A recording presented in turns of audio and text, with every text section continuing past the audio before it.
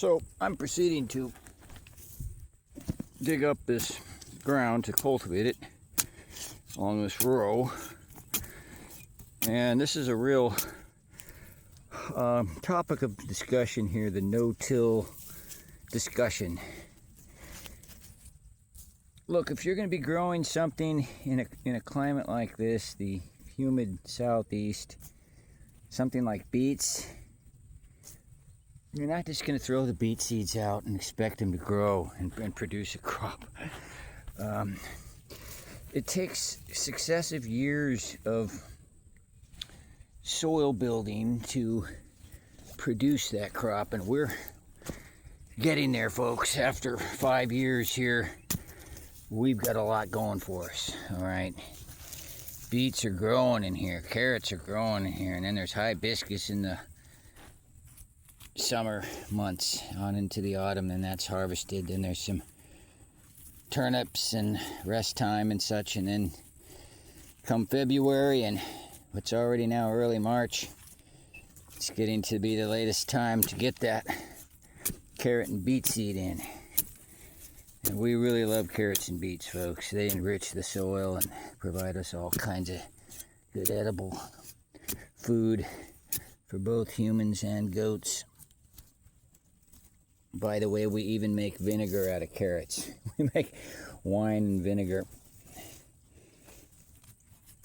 And beets, well, that's just something else. That's just the ultimate food. I can't understand why people don't catch the fire about beets and really get going with beets. They're so delicious, so sweet. And we've got different types of beets, like the mangels, that are just incredibly sweet, folks. Delicious, firm, and delicious and nutritious. And the cylindrical red beets are just perfect for canning. You can slice them up into uniform slices and break them out anytime.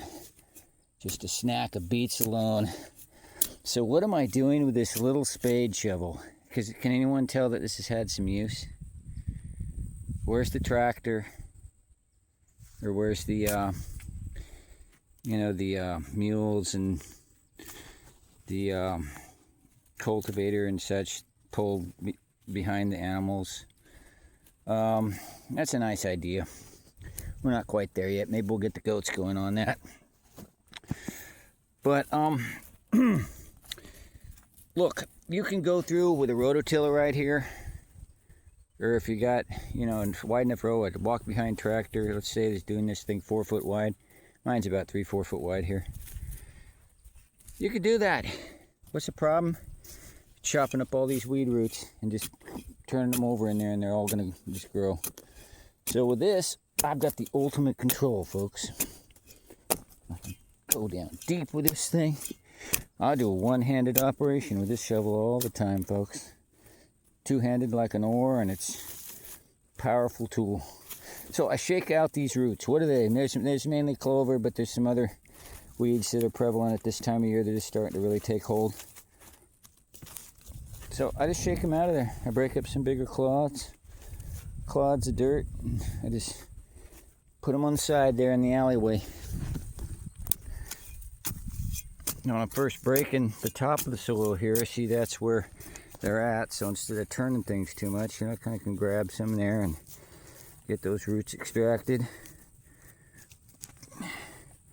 Then that all, decays in the alleyway and becomes good compost, good material.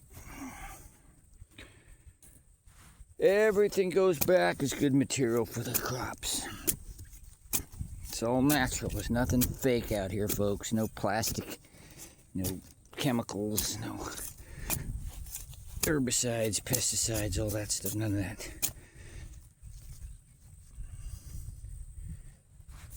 So by doing this, it's like, yeah, I'm moving at a slower pace, but I'm doing it right. And you can see all these other rows I need to work on. All this other area here where the hibiscus, you see, is growing. I pull those out, and those right there, those roots have got in there and enriched the soil, and just pulling those up breaks it up a bit. So what about no-till? Yeah, that has a lot of meaning for a lot of different places, different crops and things. But when you're growing a row of beets right here, and you're in your first years and all, and it's just you're growing this kind of crop, you break this up, get those weeds out, and then you keep enriching the soil. That's what I do. That's what we're doing here at Escambia Lakes in our goat-centric natural farming. But I haven't showed that yet. I mean, come on, I've showed it every year. I show these things all the time. But I'm kind of recapping right here on the goat-centric natural farming today. We've seen some scrapings of the goat poops over there, the goat excrement, saturated bedding materials in the floor of the shelter areas. Now, what we're going to do is show right now what I'm doing with those materials.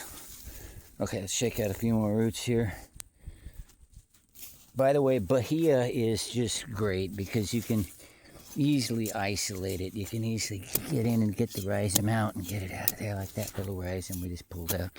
So Bahia really isn't even growing much more in here because it's so easy to extract and exclude from a certain growing area. You can keep it in the margins, you know, with other weeds and things, and it's a wonderful grass, but it's not native for one thing. We got other native grasses we're establishing out here in other places, including some big ones like the eastern gama grass, but we wouldn't really put that at this point on these alleyways. We don't want something growing up that tall in the alleyway. Not for this crop, but for another, yeah, we could do it. Be fine in the alleyway for the hibiscus, which grows up to be, 8, 9, 10 foot tall. Okay.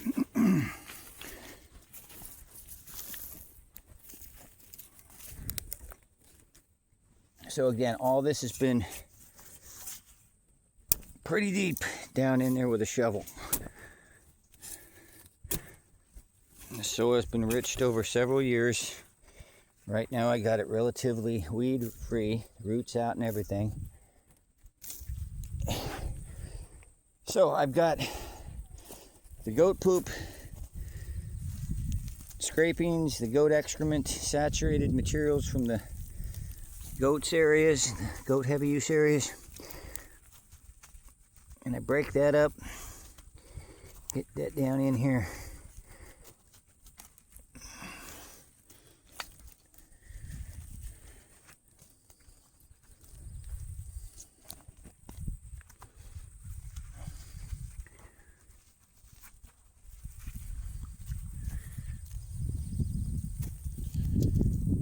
Okay, so naturally, we're going to do this a lot quicker with two hands. Just got one on the phone right now, so I'm just breaking it up with one hand. It breaks up pretty easy, folks.